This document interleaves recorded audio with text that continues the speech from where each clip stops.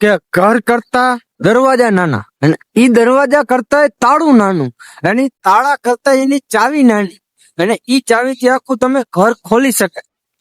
અને ઈ એમ જ જેમ ઈ ચાવીથી આખું ઘર ખોલી શકાય એમ જ તમારા નાના નાના કામથી તમારા જીવનમાં એક પરિવર્તન આવતો હોય છે. એક નાનો ડિસિપ્લિન, નાનું માઇન્ડસેટ અને નાના નાના કામથી તમારા આખા જીવનમાં પરિવર્તન આવતો હોય છે. એટલે જ કહું છું કે તમે નાના નાના કામ કરો. પહેલા તમારે ડિસિપ્લિન રહેવું છે. તમારે તમારી જિંદગીમાં આગળ વધવા માટે તમારે ડિસિપ્લિનમાં રહેવું, તો તમે પેલા નાની અમથી શરૂઆત કરો કે જે તમે કોઈ પણ વસ્તુથી કરી શકો છો. એનીથિંગ એલ્સ, જેમ કે તમે તમારા સ્ક્રીન ટાઈમને ઘટાડીને પણ તમે એક નાની એવી શરૂઆત કરી શકો છો. તમે તમારા સ્ક્રીન ટાઈમને ઘટાડી દો અને ઈ સ્ક્રીન ટાઈમ થી પણ તમે નાની એવી શરૂઆત કરી શકો છો. આજનો મારો સ્ક્રીન ટાઈમ હતો 19 કલાક, તો 19 કલાકને ઘટાડીને હું માત્ર 2 કલાક કરીશ. 2 કલાક કરશો એટલે તમે 1 કલાક થાય, 1 કલાક થી અડધી કલાક, અડધી કલાક થી 5 મિનિટ. એવી રીતે તમે નાના પરિવર્તનથી તમે ડિસિપ્લિન મેન્ટેન કરી શકો છો. એ નાના પરિવર્તનથી તમે બહુ અલગ અલગ વસ્તુ કરી શકો છો. તમે તમારી લાઈફમાં માઇન્ડસેટ બનાવી શકો, તમે તમારી લાઈફમાં આગળ વધી શકો છો. એટલા માટે જ હું કહું છું કે નાના પરિવર્તનથી જ તમે આગળ વધી શકશો. કોઈ મોટી જરૂર નથી કે તમે પહેલા દીએ જેવી હેવી ડિસિપ્લિન પાડો કે તમે વર્કઆઉટ કરો, તમે ઓલું કરો. ના, તમે એક નાનું કામ કરો. તમે જે પહેલેથી જે તમે ડિસિપ્લિનમાં રહ્યો છો તો તમે એક નાનું એવું કામ કરો કે જેમ કે તમે નિર્ણય લીધો એક નાનો એવો કે ભાઈ હવે હું ડેલી વર્કઆઉટ કરીશ, હવે હું ડેલી ડાયટમાં રહીશ, હવે મારો વજન ઘટાડવો છે, મારે કોઈ વિડીયો બનાવીને કન્ટેન્ટ ક્રિએટર બનવું. તો તમે એક પેલા નાનો એવો હે ને વિડીયો બનાવ, ખાલી સાદો સિમ્પલ કે મિત્રો ભાઈ આજ મેં એની એક ચેનલ બનાવી લીધી, બરોબર, હવે તમે એમાં મને સપોર્ટ કરશો કે નહીં. એટલો વિડીયો બનાવી તમે કટકો બનાવીને મૂકી દો. પછી તમે જોવો કે વ્યૂ કઈ રીતના આવે, તમે કઈ રીતના જોઈ શકો છો, માણસો કઈ રીતે તમારો વિડીયો જોઈને શું લાગે. પછી તમે એક વિડીયો મૂકશો તો 200-250 વ્યૂઝ આવશે, તો તમને કેમ થાય ચલો હવે મૂકી દઈ. કારણ કે તમે એક નાનું એવું તમે તમારી લાઈફમાં એક નાનો એવો ટર્ન લીધો. જો જ તમે ટર્ન લીધો અને એવું તમે પ્રયત્ન કર્યો, તમારી નાની એવી લાઈફમાં તમે એક એવો નાનકો એવો પ્રયત્ન કર્યો કે મારી લાઈફ બદલવી છે, તો એ માટે હું કહું છું તમે તમારી લાઈફમાં નાના એવા ટર્ન લ્યો, નાની વસ્તુ કરો, તો તમને તમારી લાઈફ જીવવાની, તમને તમારી જિંદગી જીવવાની મજા આવે. ભાઈ અમુક મારા મિત્રો ફ્રેન્ડ સર્કલ છે ને, એમ કેતા હોય કે ભાઈ હવે એને કઈ જિંદગી જીવવાની મજા નથી આવતી યાર. આની કરતા તો આપણે નાના હતા ને ઈ બહુ સારું હતું. નહોતા ખીચામાં પૈસા કે નહોતું કઈ ભાન કે શું આગળ જઈને થશે, શું નહીં થાય, શું કઈ નહીં. મેં કીધું ભાઈ જયારે ખીચામાં પૈસા નહોતા ને જયારે કઈ ભાન નહોતી ને ત્યારે તમારામાં કઈ બુદ્ધિ નહોતી અને ત્યારે તમારી માથે કઈ પડી નથી તમારી માથે ઘરની જવાબદારી. હવે આપણો બાપ બિચારો 40-50 વર્ષથી ઘરની જવાબદારી કરે, તમને આવડા મોટા 18-19 વર્ષના કર્યા શું કામ કે તમે એને કામીને કાંક તમે એની મદદ કરી શકો, એટલે તમને મોટા કર્યા. એટલે ટૂંકમાં મારું કહેવાનો મિનિંગ એ છે કે તમે હેને નાની જવાબદારી લ્યો.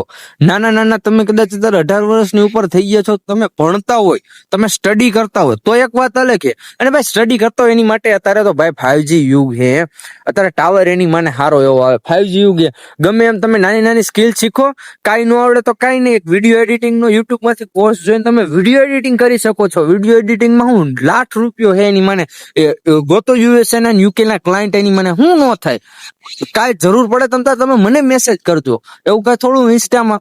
પણ મેન વસ્તુ શું છે કે તમારે કઈ કરવું નથી. તમે એમ કહો મારી માથે આમ થઈ ગયું, તમારે કઈ કરવું નથી તો તમારીથી કઈ થવાનું જ નથી ને ભાઈ.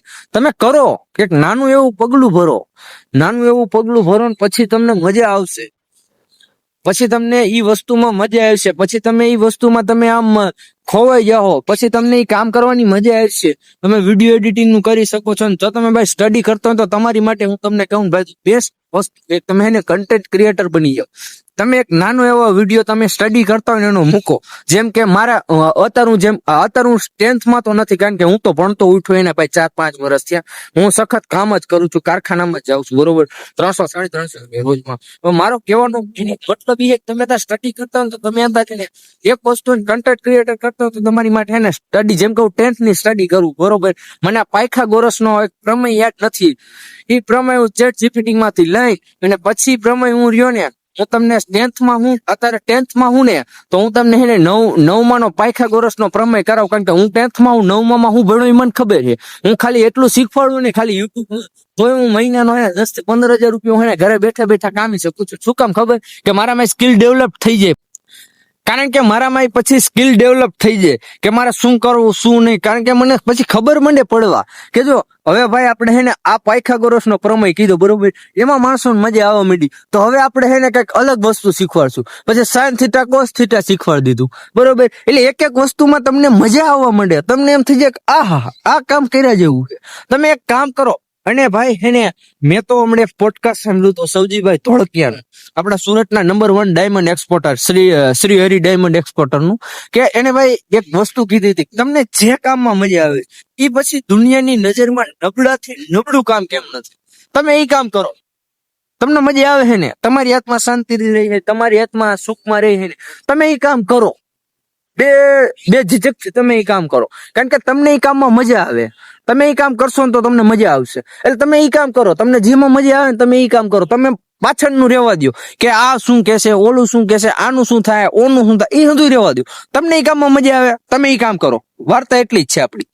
એટલે હું મારું કહેવાનું ભાવાર્થ, કહેવાનું મિનિંગ ઈ જ છે કે તમે હે ને નાના નાના પગલા ભરો ભાઈ. તમે બહુ એવડું મોટું વિચારોમાં, જો મેં હે ને આ 2 વર્ષથી કન્ટેન્ટ ક્રિએશનની દુનિયામાં છું, બરોબર. મારી એક ચેનલ હતી કોમેડીની, બહુ વાલી હતી, 400-500 સબસ્ક્રાઈબર થઈ ગયા હતા, બરોબર. પછી રાતોરાત થઈને મેસેજ આવ્યો મને, ના રાતે નહીં, હું કારખાનાથી છૂટો 6 વાગે, ત્યાં મને ખબર પડી કે ચેનલ થઈ ગઈ આપણી ટર્મિનેટ, અને 2-3 લાખ વ્યૂ આવી ગયા હતા, બરોબર. ઘટતા હતા તો કેટલા 90 લાખ અને 9 લાખ એટલા વ્યૂ આવી જાય ને તો મારી ચેનલ મોનિટાઈઝ થઈ જાય. શોર્ટ્સ વિડીયો આપણે બનાવતા કોમેડી વાળા. તો પણ મતલબ શું, એક તમે હે ને થોડીક મહેનત કરો, થોડુંક ધ્યાન આપો, એ વસ્તુમાં ધ્યાન દો, એમાં તમે રહ્યો તો તમને હે ને એ વસ્તુની તમને તો હે ને નોલેજ થાય. જો મારો મિનિંગ શું ખબર, મારું હે ને અત્યારે મારું હાલે, બરોબર, મારું આ વિડીયો બનાવું, મારું એમાં હાલે કે ન હાલે મને ઘંટોય ફેર નથી પડતો. મારું નહીં હાલે તો હું મારા છોકરાને કહી શકીશ કે તારા બાપા હે ને વાયણે 100 વિડીયો બનાવ્યા, બરોબર. એક વિડીયો તું ફફોરી લે, તને મજા ન આવે તો મને કહેજે. આ તો આપણા સમય નબળા, આપણા ભાગ નબળા કે આપણું હાયલું નહીં. બાકી તને એક વિડીયોમાં મજા આવે, એમાં ફેર વિનાની વાત છે, બરોબર. એટલે હું મારા છોકરાને એક ઉદાહરણ દઈ શકું કે ભાઈ તમે બનાવો તો આવી રીતે આમ નહીં બનાવવાના, આમ બનાવવાના, આવા વિડીયો નહીં બનાવવાના, આવા વિડીયો બનાવવાના, એટલે હાલશે. એટલે કહેવાનો ભાવાર્થ સમજી ગયા, નાના નાના પગલા ભરી તો તમને મજા આવે, તમને કેમ છે આ યાર આ કર્યા એવું હતું એની માને યાર આ રહી ગયું, સમજી ગયા. એટલે હવે હું તમને હે ને પાછો કાલ આવી વાત, અને આજનો મારો શીખવાનો મતલબ જ આ, આજનું મેં શીખવું જ કે મેં નાના નાના પગલા ભરીને બહુ મોટી મોટી સક્સેસ પામેલા વ્યક્તિ સાથે મારી મુલાકાત થઈ. એટલે મેં તમને ના કીધું કે નાના નાના પગલા ભરશો ને ભાઈ તો થાય ભાઈ. બાકી તમે એમ કે બિગ સ્ટેપ પર કરીને હું આગળ વયો જાઉં, કોઈ દી સક્સેસ થાવ જ નહીં. તમે ગાંઠના ઉપર જતા ને તો તમને નેઠા પડો ને ખબર ન પડે.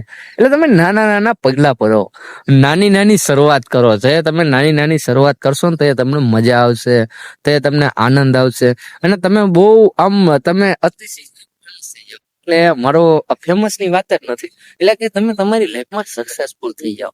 એટલે તમે નાના નાના પગલા ભરો. તો હાલો હવે હું તમને મળું કાલ આવા જ અનોખા દમદાર, અને મારી એક પાછી નવી વાત, શીખેલી વાત રહી, એ શીખેલી વાતમાં હું તમને મારી વાત કરીશ કે આ તમે કરો ને તમને મજા ન આવે તો મને કહેજો. અને એ મારી સક્સેસફુલ સ્ટોરી રહીને હું આખી તમને બનાવીને યુટ્યુબમાં મૂકું છું કે હું મારી લાઈફમાં શું કરું છું, બરોબર. હાલો bye, good bye and peace out.